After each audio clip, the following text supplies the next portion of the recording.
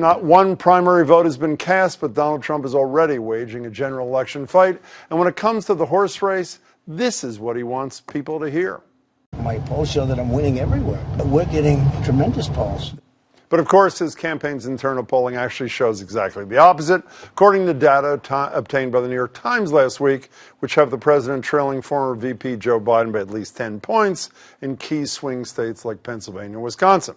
After Trump was briefed on the bad numbers, the Times reports, he told his aides to lie about the results and fired several pollsters after the Times story was leaked. All the while keeping the misinformation campaign going, even when pushed by ABC's George Stephanopoulos. Nobody showed you those polls because those polls don't exist, George. Those polls don't exist. Look, I think the polling got it completely wrong in 2016. I don't think it's right now. I'm not worried about polling.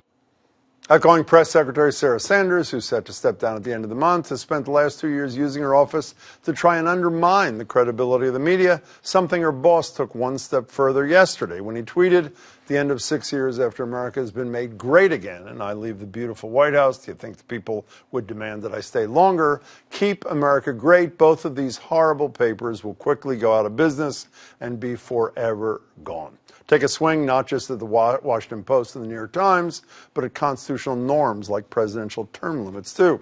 So will the Trump brand of politics leave when he does, or has he forever changed how campaigns are waged? Joining me now, Glen Johnson, former Boston Globe and Associated Press reporter who covered 5 presidential campaigns before he joined John Kerry's staff at the State Department. His forthcoming book on 21st century diplomacy, Window Seat in the World, comes out next month. Good to see you, Glenn. Tom Whalen is Associate Professor of Social Science and American History at Boston University. Tom, it's good to see you. So, Washington Post, what is that, up to 11,000 what they call false or misleading claims. We heard of quite a few in these hours with Stephanopoulos. Has Donald Trump changed American politics in that way, or is this unique to him? Can anybody else play the Trump card, meaning mistruths and all this kind of thing, like he did in this interview?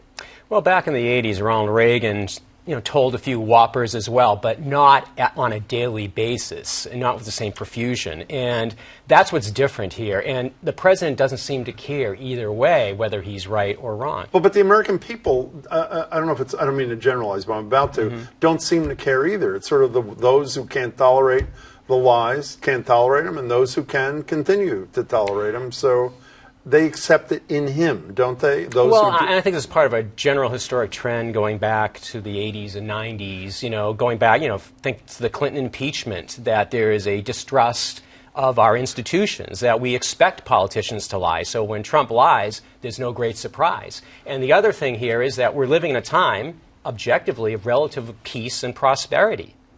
And so why bother? I'm just doing my own thing. Well, I'm going to tell you why I would bother, because maybe he's not telling the truth about something that isn't about peace in a couple of seconds. Right. But I want to stay on this theme, Glenn, just for 1 second. Charlie Chippio on our radio show today said, I'm paraphrasing, I don't agree with you, Jim, that this is unique to Donald Trump.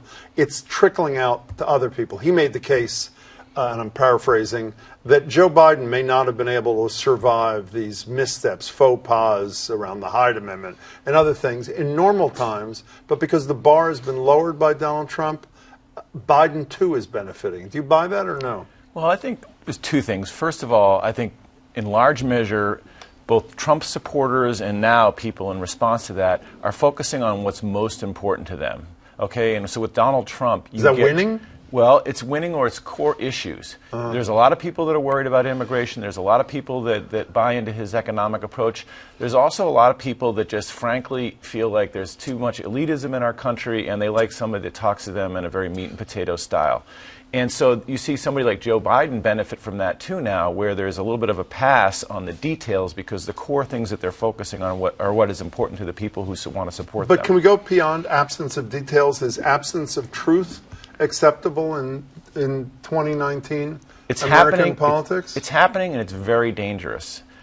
what I saw at the State Department, what I saw in the federal government, and what we see every day now in the news is we see a lowering of any kind of standard of credibility. You have people in the intelligence community now not sharing information with the President of the United States because they don't think that he can be trusted with it. You see his own... This is about upping the cyber attacking of Russia. Yeah. You see him disagreeing publicly with his campaign.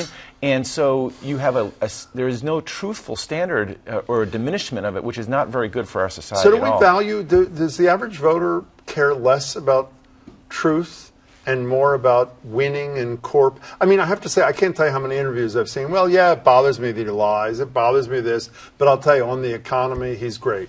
Or challenging political correctness, he's great. We do value truth less, at least now, don't we? Well, to quote Pontius Pilate, what is truth? Yeah. And that's what, but it depends on whether you're a Democrat or a Republican. You know, Kellyanne Conway famously said alternative facts. And unfortunately, that's where the two political tribes are and where society is. It's hopelessly divided at this point. And truth is the casualty here. And it is, I agree. It's very dangerous. That's usually the beginning of the end of democracies or republics. You know, I want to talk about danger where you spent, the State Department, a lot of your life in recent years with John Kerry. You know, I don't really care that much, and I hesitate to say it. I don't care if he lies about crowd size or even lying about polling. But we're now in a potential crisis with Iran. These tankers have been attacked.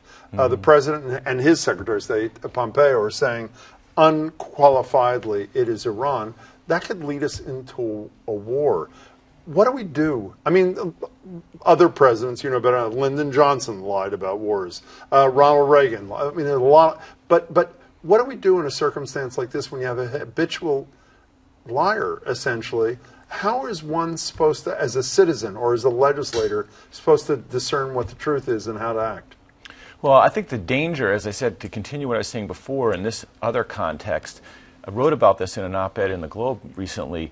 There is a danger of doing the bidding for people that have interests far different from us. And the Emiratis, the Qataris, the Saudis all have a much different view of what's their national interest from what is ours. And so when you have suspicious things like mines going off and we don't really know who planted them, and then we see a subsequent attack this past weekend where there is some video evidence that would suggest it's Iran, you have a real problem there with people not knowing whether or not this is another repeat of the Iraq War, you know, where there was questionable evidence being put forth to justify that attack.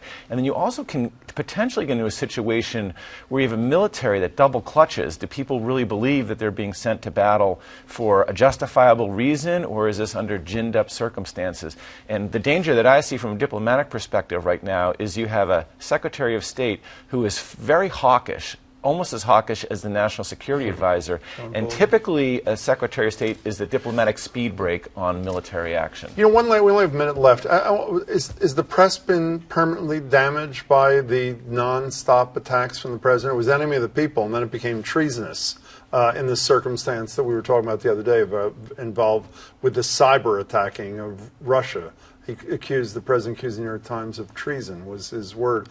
Does this disappear when Trump disappears, or is this a lasting impression? This has been a trend going on for quite some time. I mean, Dick Cheney was essentially saying the same thing during the Iraq War.